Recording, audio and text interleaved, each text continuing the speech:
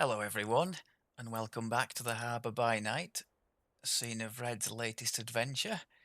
He's happily back at the Cap now, following his exploits in the Crucible, which I remain very pleased about. It was honestly the first time I'd completed that on Epic, so very happy for that. So, what are we doing here in the dead of night? Um, I mentioned in that episode that I wanted to do some kind of a comparison at the cap and to show the Inquisitive at the cap, which we didn't really do with the purple series, did we? Because he was poorly geared and he's not really a ranged character. Red has a decent amount of feats that will, sorry, past lives that will help on the ranged side, and also he has noticeably better gear than what poor Purple was slumming it with. So I wanted to to do two things. First of all, show where the Inquisitive's at the cap post update 70 for any of you who might have been contemplating giving it a go. The too long didn't watch version is it's in a very strong place to the extent that many of the DPS type people in the raids at the cap are using various forms of Inquisitive, the most popular of which, at least on Orion, being a 14-4-2 split of Paladin, Arty, and Dragon Lord, I think it is. That's not what I've got here with Red. But I tell you what I'm going to do first. I'm going to go straight into the quest so we can compare directly against what he did as an arty, because the last one in the arty series was after update 70 as well. You might recall we did that on Reaper 6 and he did pretty well. I've done a couple of little testers, surprise, surprise, in the Gatekeeper Grove area. He did manage to get through there on Reaper 6, but my goodness, whenever something gets in his face, I mean, it's no surprise, is it, as a ranged character? Something gets in your face, you just chunk, and gone. He didn't actually die, but he probably should have done. That section in the Rosemary's, is it Rosemary's Ballad, with all the spiders and that got pretty hairy, pun half intended. Right, so let's go and get stuck into some questing. My plan is to do the quest first. If lag ruins it or I do something stupid and ruin it, then we can always go back and start again, which you won't notice. Whereas if I do half an hour of waffle and then ruin it, it's going to be a bit painful, isn't it? Okay.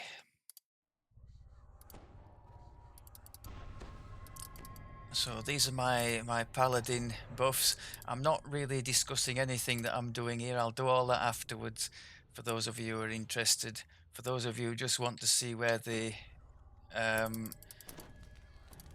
Inquisitive is at, then I guess now's the time. This is one situation where improved precise shot would be great to have. I don't have it, so I'm going to sit here and do my machine gunnery and hope for the best. Of those meddlesome gatekeepers.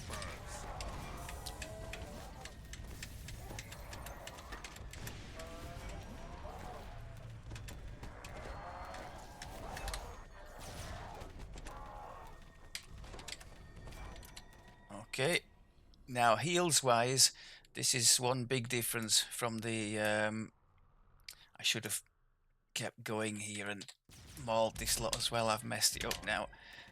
Got no boost running. I'm gonna have to back up here. This is one big difference from the arty. The arty, even in Reaper 6 with that reconstruct heal, has a heal that can go through that, whereas us here with the little things we've got here, we've got the, I have quickened them, not because I think they'd be any use in combat, but because in certain situations, like the cold dot in the Hunt and Hunted, the Pomora optional, it could stop us from healing if it interrupts the cast. So that's why I've got Quicken. It only costs me the Nimble Fingers feat, so basically one sneak attack dice to get Quicken. So I figured it was worth it. My concentration is so bad because I am using the um, Epic Quiver of Alacrity, which, if you didn't know, carries a -50 concentration penalty. So if you haven't got things quickened, the chances are if you're taking a damage over time and trying to heal, even out of combat, it'll get interrupted and it'll be not good times.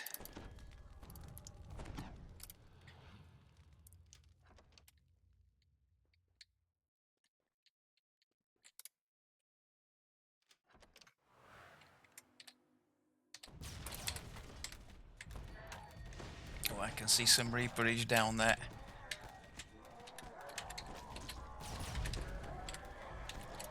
Okay, that's gone. Now the problem is we have no more A boost. thunderous roar can be heard down the hallway below.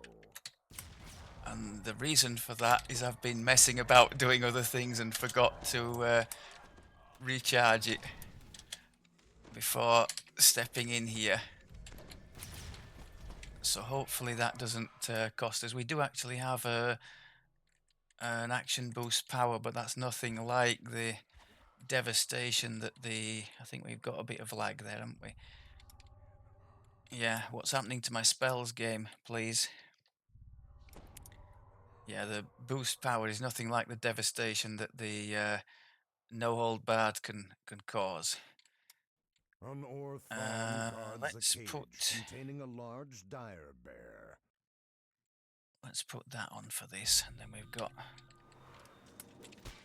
The time of your Oh my god, he's already killed us. With the The guard the out of the paralysis, way, you nerve can now venom open paralysis the saved cell us. That's from doors. the. Let's show you that. That's from the tier 5 of Shiradi. And while boosting, spitting out the fire, it triggers quite often. So that's great for some extra helpless damage. But there it proved invaluable in keeping us alive. Bubbles and flummery. Distractions from the inevitable. But I should always have been boosting for that anyway. Now I'm ignoring the two big things that could really have helped me, even through the Reaper nerf. We've got 2 lay on hands here as a paladin for desperate measures, and we've also got the unyielding sovereignty heal to max, which would work probably even through a plague Reaper to some degree. So that's just me being a bit docile. The bear nods and says, "One last thing. I can open any of the sealed gatekeeper doors you might encounter. Just ask, and I will come." Let's try not to hit the vengeance.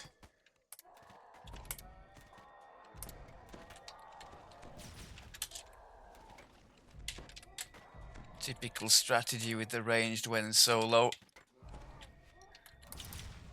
2 steps forward and about 16 back.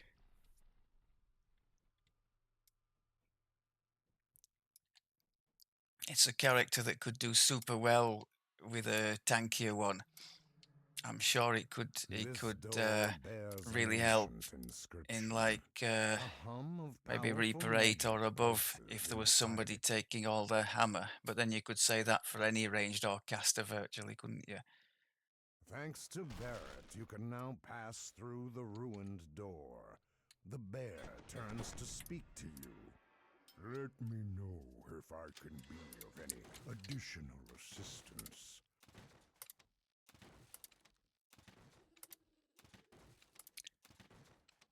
What's the negative level thing? Oh, we loaded some chaotic bolts. Have we got no? We do have other bolts. Why haven't you loaded the standard bolts? You muppet. Your soul glows with accomplishment. I love it when Black Razor's happy. Grim smiles and says, Thank you for helping Now me this in is my venture. probably the biggest pinch point, isn't it? And we need to have boost here, don't we? So let's not ignore this shrine. Brian was probably screaming, "Go shrine, shrine!" I was all but ready to go through that door, having forgotten it, and we would have got annihilated. We're going to need everything we have, and then some for this. I might just try and cheat. The one thing I've got to take a bit of attention away from us is this werewolf whistle from the it's for the bronze tokens in the Desert Sands public area.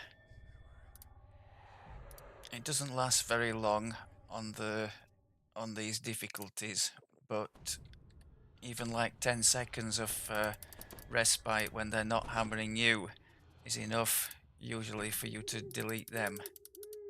So that's something.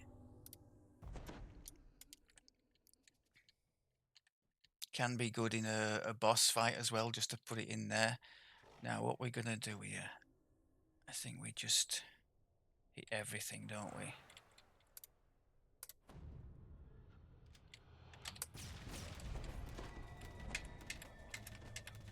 Hit everything and hope for the best.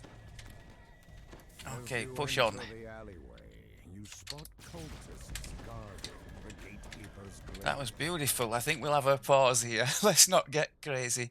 We'll wait for the boost and then we'll go again.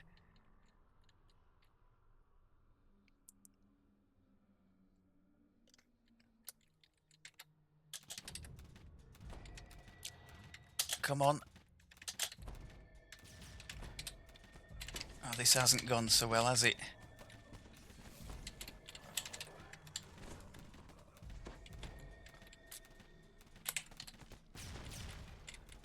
That werewolf thing just about dissuaded that one from coming after us anyway, so that was good.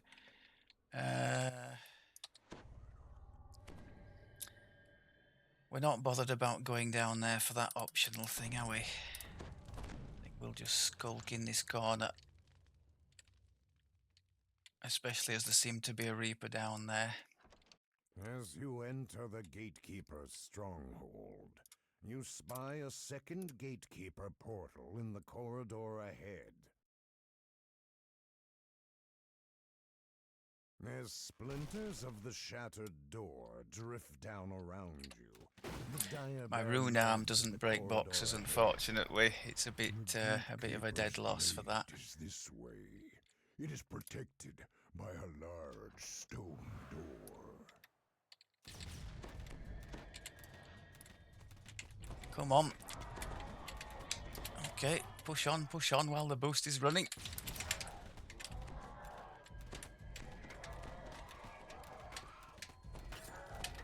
I think there's a bit of lag there. There's a lot of that in the game lately, isn't there, where the opponents are just sort of frozen in place. I'm not bothered, I'll take that.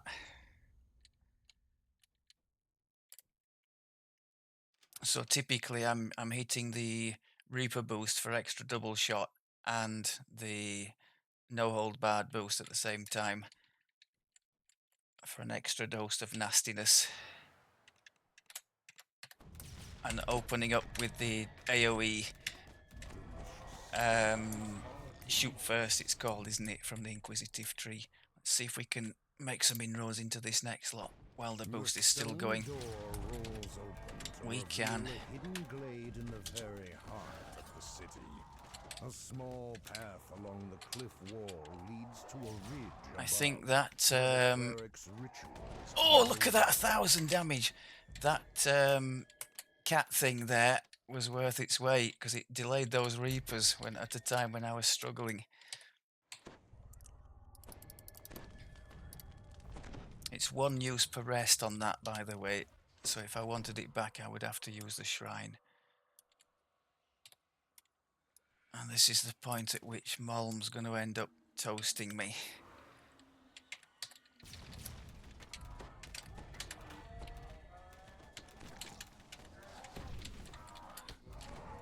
So I think I made this point maybe in the last one when we did the Crucible with Red. I was talking about the, when you're boosting like we just did there, how fluid it seems compared to how the arty is now. It seems a bit clunky when that fusilade's going. And you can really, as you've seen, just hose down a group with almost effortless ease. Granted, if you're on your own and they're coming towards you, you often have to sort of backtrack, which doesn't help with the stacking of the archer focus because you've got to be still, as you'll probably know for that. But I do prefer this inquisitive boost and the way it seems to flow to how the arty is now. Although there's a lot about the arty, the bubble, and the deadly weapon that you can give the group. This thing has nothing to give a group, sadly. The nicest buff we have here, Zeal, 10% double shot extra, is only for self, sadly. In fact, all the nice things are only for self. Extra ranged power as well, only for self. So we're a ghetto alchemist now. All the super buffs, but only for us. The cleric turns towards you, livid with rage. How dare you! Let's see if we This can all delete this belongs guy to before he does it heretical to us. south. The cleric defiantly shouts, "Rise!" The cleric Yeah, happy days. falls. So he Only didn't the last very ritual long. of Look an at all the stuff eternal still peace and scrolling. tranquility to this small glade. So yeah, pretty much total glass cannon. But my God, what a cannon. So in fact, I'm going to stay in here because we can use this to do our little talking bit, can't we? Just a reminder, the Reaper XP that's available for the first time things at the cap. Look at that. I don't know if there's a bonus going on for the things at the moment, or maybe it's boosted up. Does it get boosted by VIP? I've taken a month of VIP just to help myself level a little tank, first life tank character I'm making to go to the cap. So maybe it's been boosted a bit by that. But I bet you it would be around 5,000 anyway. It's not that much the VIP bonus. So yeah, well worth hanging around at the cap if you fancy doing some legendary questing, acquiring some Reaper points. I wouldn't recommend one of these unless you're playing in a group. In a group, as we've seen, it could be incredibly effective, but solo, not. Especially if you're pushing the Reaper skulls, not ideal. You'd want something that is a bit more survivable, I think. Right, so we're talking about Reaper. Let's start there. Red is lucky enough to have a decent haul of Reaper points. Now, because we are um, majority Paladin at the moment, we have Charisma as the main stat. So I've dipped into the Mage tree to get him a bit more Charisma. Another Reaper's Memento out of there. The spell power's kind of neither here nor there. I went in here for the Charisma. Plenty of points in Grim. Nothing in dodge because I'm already capped for dodge with the gear I've got. Oh, I think I've got one extra dodge in there for that core. Loads on reflex saves and plenty of PRR, but it doesn't stop us getting chewed up. And then in the offensive tree, we've got all the ranged power we could, which is nice. The very important double shot boost, which has been really nice to have too. That plus no holds barred. And then if you add in, as I just did there against that boss, the inexorable advance, the Shiradi epic moment, that just makes a terrible mess, as we saw. So let's have a quick look at the build. So, as mentioned, the 1442 with 14 Paladin is kind of flavour of the month at the moment. If we take a look at these saves, that comes from the Paladin level 2 uh, thing that you get called Divine Grace, where we're adding our Charisma bonus 2-hour saves. I think we're probably able to add, it's based on the number of levels of paladin that you've got. I think it's 3 times paladin level plus 2, something like that. So we could actually have way over. Our main stat there, charisma, is a bit low for a main stat at end game, but 30 on all saves is pretty ridiculous. And look at the effect it's had. I mean, the reflex is being boosted by another 12 by the Reaper trees. But that is insane. I've never had anything remotely close to that. And for a squishy little archer to have this just seems utterly ridiculous. So that's great. Armor class is not actually terrible for a squishy character. There might be one or two misses pulled in by that, one would think. Certainly not from end bosses and that. But end bosses, I have a sneaky little tactic I can try and use. We have the uncanny dodge from Inquisitive, which is awesome. That's 50% dodge bonus. And if I have it available, I can combine that with Hood of Unrest to bring me up to 95 for 20 seconds, which given the amount of firepower we can put out, especially if we're standing still toe to toe with the boss. Sometimes it's like a game of chicken. You watch the boss's hit points lowering, and you wonder if you're going to get to kill him before he starts being able to hit you through with no dodge bonus anymore. His actual dodge bonus isn't that bad, so maybe in fact 27 I would say is pretty decent. So maybe I should actually stagger these things, put one first and get us to sort of 77, and then the second one after the first one runs out. I think that would be tempting fate because that's still a 1 in 4 chance to be nobbled, and it would only take a couple of shots from a boss to have him as a soul stone. We can see the have we still got the buffs on? Yes, we're buffed here, so we can see the PRR and MRR benefiting from where is it? Angel skin. There are some really good spells on the paladin side that are helping us. So +1 racial bonus per caster level. What is the caster level? Well, looking at that, it's over 20. Does it tell us what the caster level is here? Yeah, 21. So we're getting the full 20 on PRR and MRR for that. It's not changed because it was already going.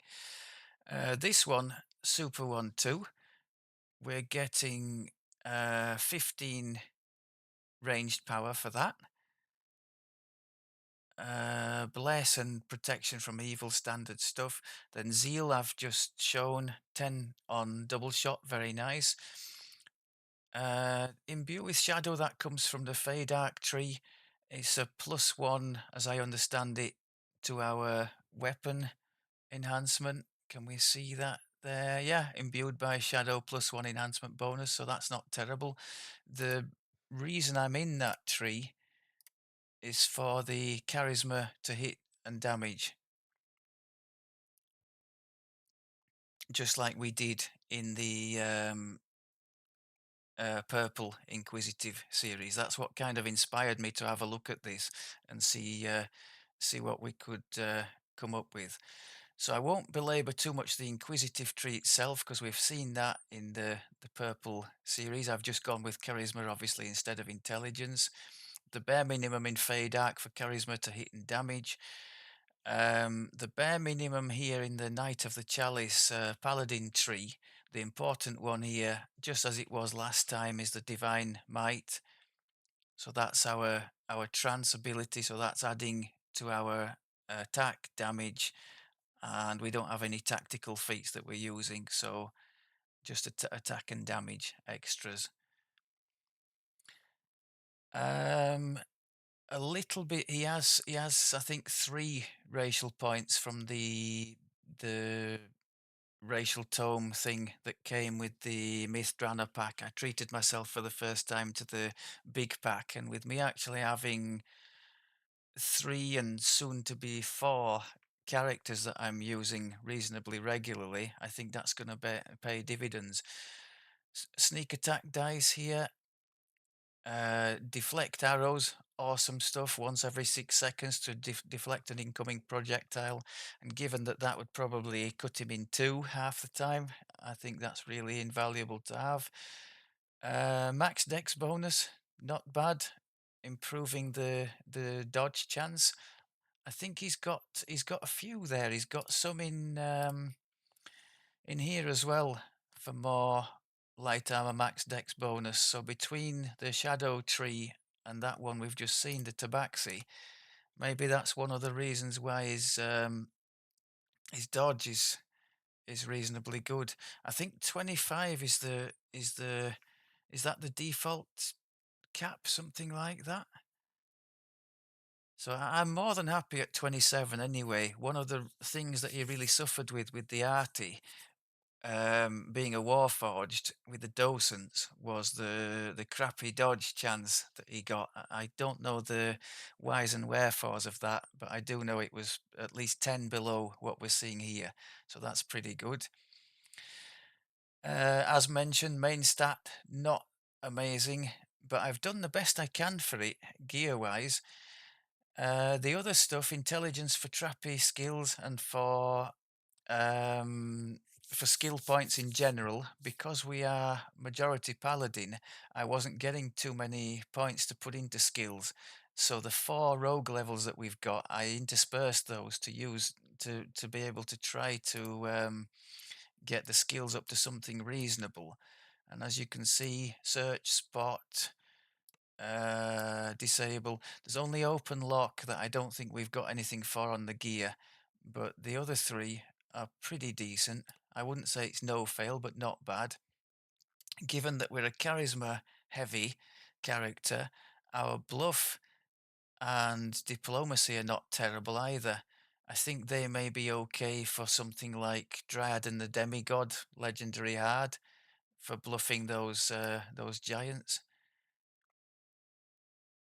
UMD, very decent for the charisma as well, for a very small investment. In fact, I could have put just 1 point and left that, so I've missed a trick there, haven't I? Okay, fortification, pretty nice too. So let's have a quick look where we're at while we're still buffed with the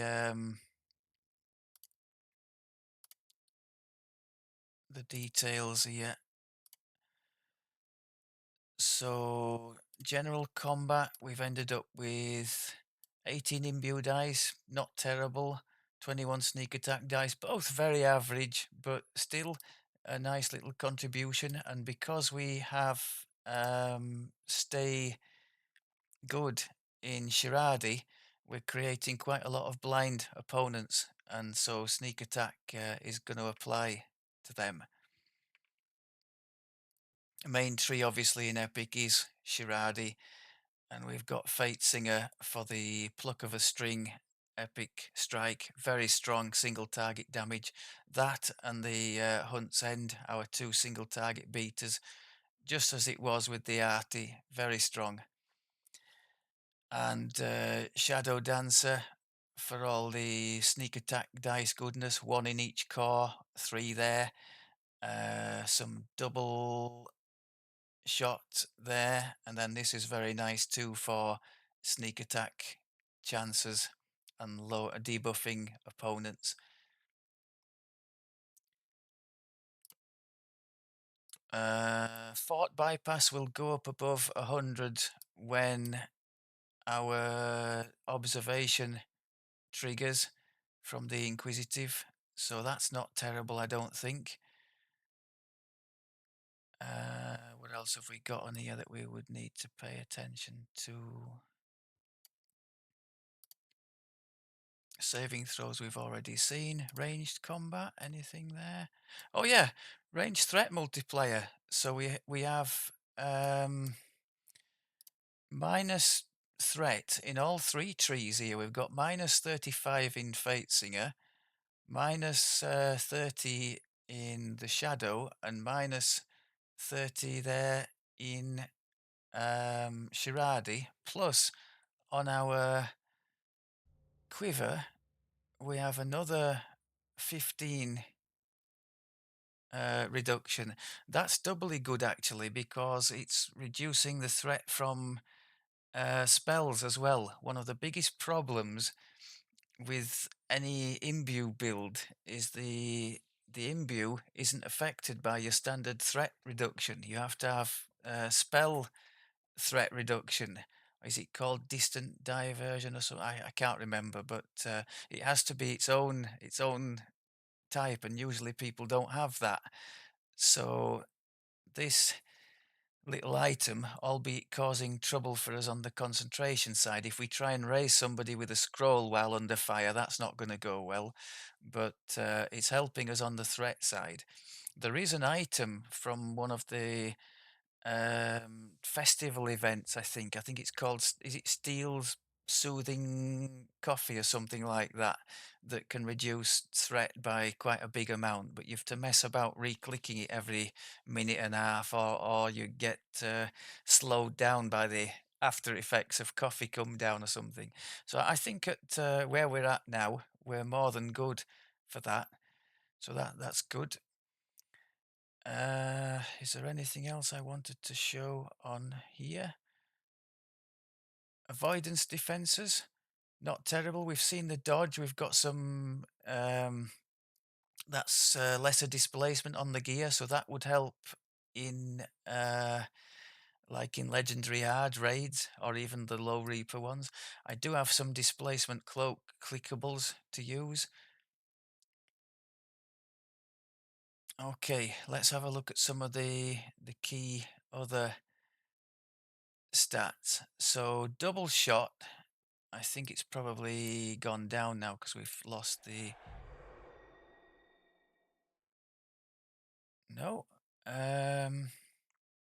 Oh yeah, that's probably about right. So we have it's sitting at 112 there with the buff on, which means it would be 142 with the Reaper boost, and we've also got. This is why, or the main reason for 4 rogue. We've got killer in there, which can give us another 20, which in questing, especially if soloing, is almost always up. So we can hit sort of the 160 area for double shot when boosted, which I think is pretty decent. Um, so yeah, four rogue here has got us. We had to take 4 to be able to get into this top tier. If you want the honest answer, I had 3 in the original build and used a lesser heart to respec because I noticed we had just enough points to go and get this killer, and I thought that sounds like a good investment. So we've got 3 imbue dice here, 3 sneak attack dice, plus 2 others for our levels of rogue, 5, plus the 20 double shot, which is pretty much always up. So that's not bad. I did have to take 4 points of filler here to just get to the killer. This power boost will probably, well, we'll only ever use if we get stuck without a shrine and we're out of actual no holds boost. And that is not going to be of use to, at least not in my play style. But yeah, the 4 levels of rogue doing all right for us. And 2 arty was literally just for the rune arm. Well, rune arm and conjure bolts. The rune arm we're using is you'll have seen it before on the arty series, Dino Bone Rune Arm. I'm not sure I covered. Did I cover the end gear properly? I was going to, and then the developers changed with the update 70. Everything changed. I could just do a quick summary. We've got a Dino weapon with the melt horn is good for beating on enemy bosses, reducing PRR, so you do more damage. Shattered device, filigree, the same. So it's a nice boss beating weapon, this, as opposed to Red's arty repeating crossbow with the ice horn, which is more geared towards freezing trash. The rune arm, as mentioned, you can craft some lovely stuff on that. We've got some acid damage over time on there. We've got two sneak attack dice as well. What else have we got? Death block, ghostly. All nice stuff. And then we've got 5 pieces of the Dread set, standard stuff, Admiral wristwatch, and there's a ring there for the positive because we're using positive spell power. Now, charisma wise, I did try here. You can see there 2 festive bonus, 5 insightful. We've got charisma quality on the boots here, and then the standard charisma on the bracer as well, haven't we? We've got slotted there plus 14. So I did everything I could, but the main stat still looks low to me. So yeah, 3 pieces of Dread Stalker for 1 little bonus up there. 5 pieces of the Dread Isle for another a profane bonus, and then a sneaky little one from the Gem of Many Facets here to go with the Raven's Talons. That's giving us this bonus here, the Raven's Eye, which as it's giving search and spot too, that's not bad. I'm guessing some people might just abandon the trappy side of things altogether, but it's a handy little thing to have.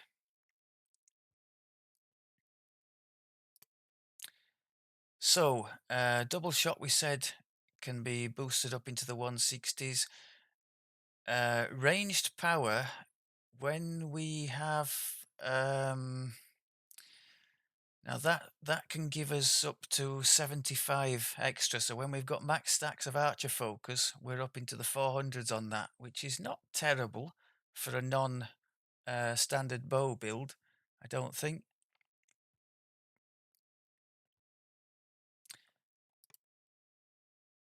Now, was the Feats pretty cookie cutter stuff? Just the standard things that you would expect to see.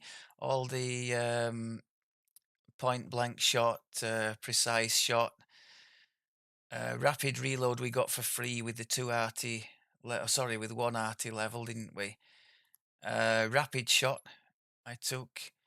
Watchful Eye is a nice one in Epic for another 5 double shot in conjunction with that feat there. In Shiradi, overwhelming critical. Patience is a hotly debated one, reducing attack speed but gaining critical multiplier. Now, when you're using heavy hitting stuff like these with increased crit threat range, or this, which is almost a guaranteed, well, it is a guaranteed crit, isn't it? Plus 20. So that's just making it hit harder. So, patience, very nice for stuff like that. I've taken both aim feats, Eerie Aim and the Legendary Aim. Embodiment of Law for more imbue dice. If you were chaotic, you'd take the slightly more beneficial, well, slightly more offensive Harbinger of Chaos, which comes with, I think, 2 double shot.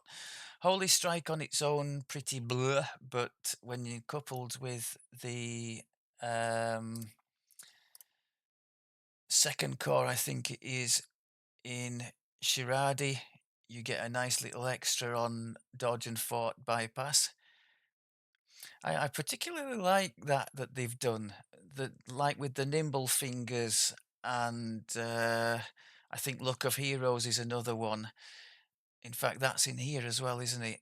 Yeah, if you have Luck of Heroes, so these let's say lesser chosen feats been given like a new lease of life, or a bit more importance at least, through combining them with some of these epic trees. Quite like that. Feat for 34, Titan's Blood, 10% legendary bonus to max hit points. I think that's pretty obligatory when things start hitting you as hard as they were in that quest we just did. Combat Archery, another obvious one, doesn't do as much for us as it would for a standard bow build. You can see at the bottom extra crit multiplier with the standard bow, but still nice to have. Legendary feat, another obvious one. An imbued ice, extra ranged power, extra enhancement bonus on the weapon, and fort saves as if we needed it. I think I read something that if you have 100 plus on saves, that's more or less no fail unless you roll a 1 in the tougher content at the cap. So I think we can say that unless we roll a 1, we're in very good shape for most things. Anything else feat-wise to show here? Oh yeah, precision. A nice one for us. Probably just the only one really for a ranged fortification bypass and an extra hit chance. Just very nice. And not really anything competing with it. In the melees, I guess, would have power attack perhaps competing with it, but even then, unless they're doing something which rages a lot and would switch precision off, I still think precision is probably the better option for the at cap play. I think that's about it. Right, so the long and short of it is, um, we are probably even more vulnerable than Red's arty build, because that at least in a pinch can use the reconstruct to boost the health at a time when really needed. Now I need to get used to doing that's quite a slow wind up that in fact we'll show you here. This is imagine a situation when we're right down low on health and this I mean, all right, it did it reasonably quickly, but you know, if you sort of need it doing there and then, compare that to these here.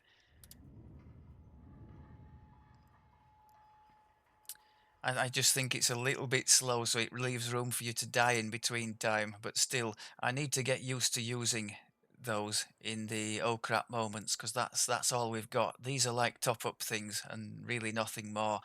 I could hit that ticking one sort of if we're losing health and we're in the middle of something, just let it tick in the background, but it's on a long cooldown, so couldn't really count too much on that. Right, I'm gonna finish off by showing you let's have some heart seeds. We're gonna go just like we did with fools. We're gonna take red and go up against the worm and the dragon in Myth Drannor. See what kind of a mess we can make in there. A sneaky little look here. Look what I found earlier. I tested a couple of times, and that's actually another rare drop. I think it came from the dragon.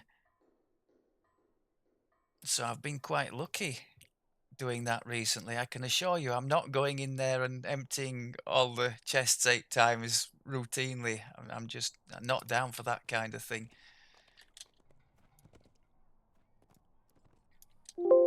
Oops, what happened there? Okay. Right, so you know the routine. Drow Raiders, Featherfall item on. That's where I went the wrong way. I just went blissfully riding completely the wrong way.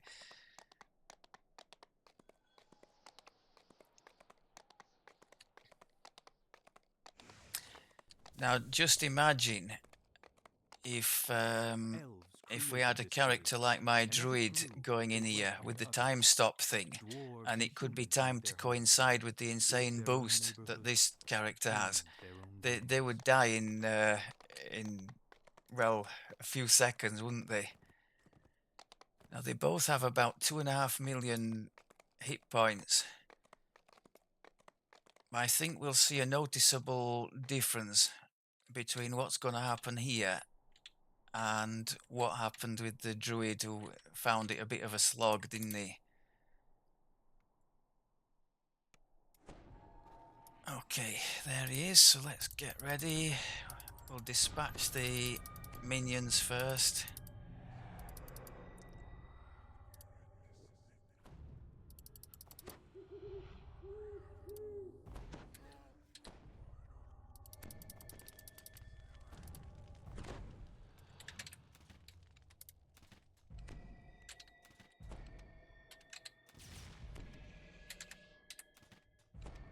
So you could illustration if where it needed. His single target stuff is very strong.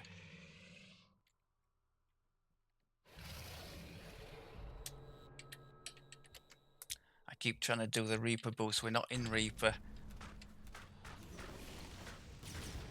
I'm going to try and stand still as much as he'll let me to build up the stacks. I do have the uncanny dodge going. To try and keep an eye on the stuff all over the floor that he's going to put. Watching the cooldown on the Fusillade. Or the no holds barred as they call it here. Oh, don't do that. Not fair. Come on, get up. Go, go. Okay, happy days. Not too bad. We were cheating with the... we had the epic moment going for quite a lot of that. You'll have seen all the fancy effects going off. But I think what we did see there was he was noticeably quicker than the druid. Perhaps twice as quick, wasn't he? And there we go. A nice little item. I think we've had that before, haven't we? The extra smites. Yeah, we've seen that before. Okay, so let's get out of here and go and see our friend the worm.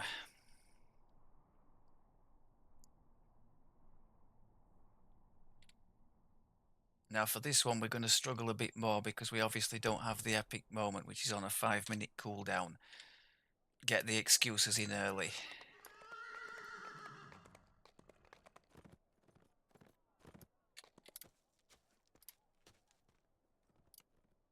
I'm not resetting it because we obviously haven't visited the worm yet in the instance that we had. Wizards from all over the city once met inside this hall. Here they demonstrated new spells, took on apprentices, and traded arcane materials. It was one of the last places to fall. As mentioned before, they have a very good uptime, these. So the amount of time that you run down and you won't find one is not too often. Oh God, okay. Thanks for that game. But honestly, you'll have to take my word for it if you don't have the pack or you've not visited these before. It's more often, I would say 75% uptime maybe on average. So there won't be too many wasted journeys. Maybe he's just trying to make sure that we have the epic moment back in time to torch him.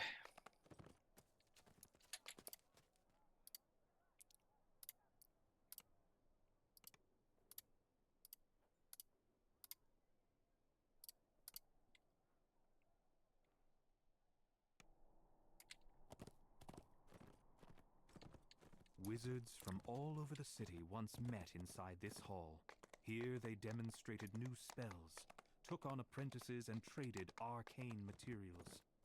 It was one of the last places to fall. One thing I will say, if I can get a word in edgeways here, when the boost is running, I much prefer the Inquisitive as is now.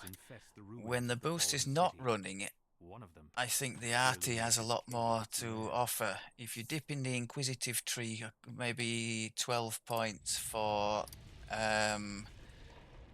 that shoot first, and you get an imbue dice and a couple of other little bits. But the shoot first is the main thing. That gives you 3 big AoEs. You have your tier 3 and your tier 5 from the arty plus that one. And then you have you still have these 2 which work on every shot in the clip, so three nasty shots. I think the arty is in a really good place with that when the boost isn't running, but when you are running boost, I think it's hard to beat this thing.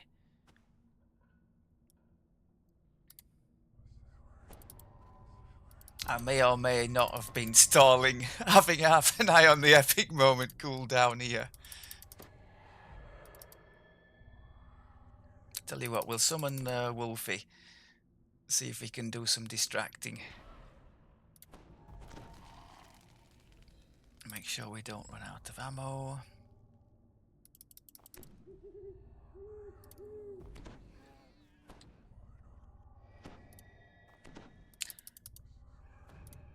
And as if by magic, the epic moment has returned.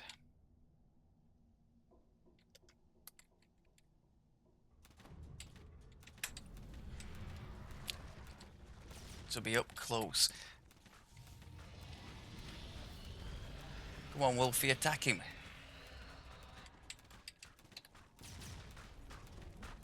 Well, that's not good. Don't eat us, please.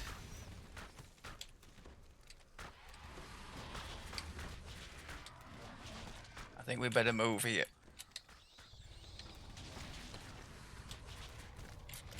Boost again.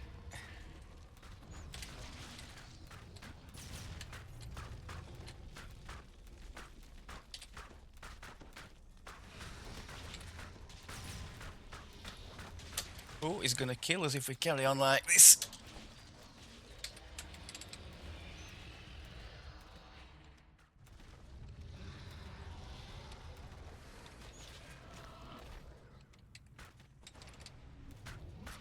Yeah, this is a poor effort, I think.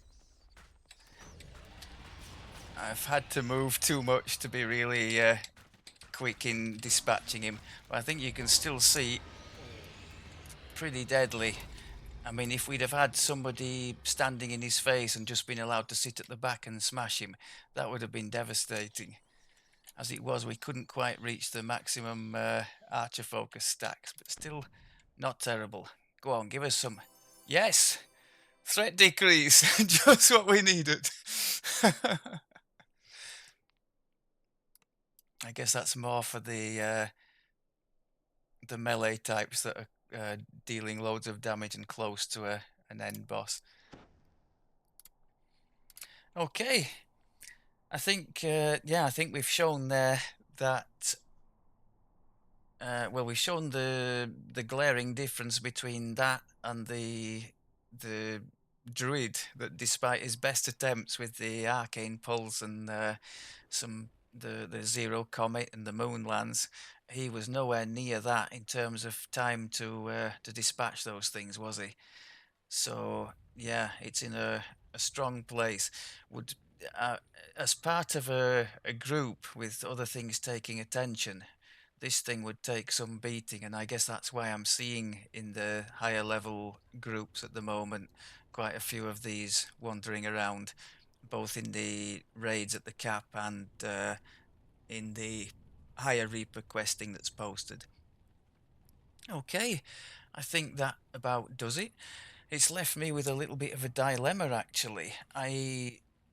As you might see if you followed the Artificer series, I've barely changed anything. I've just basically swapped 2 or 3 bits and replaced intelligence focus with charisma, and that's it. Like the boots, instead of quality intelligence, it's quality charisma, and the same of everything else. It's not perfectly adapted. I mean, there are some things like focused on the diamond of spellcraft in there that does absolutely nothing for the Inquisitive build, but was good for the Artie's imbue. So until I've come to a decision as to where his future lies, I won't meddle too much. But we could do some tweaking if we decide it's gonna stay like this.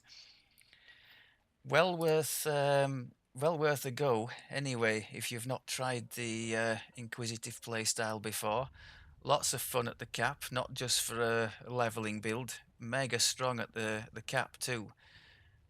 And maybe from what we've just seen there, quite forgiving as well, in terms of gear and that. I mean, I do have some nice pieces. That crossbow took some putting together, and it's got some nice filigree in it.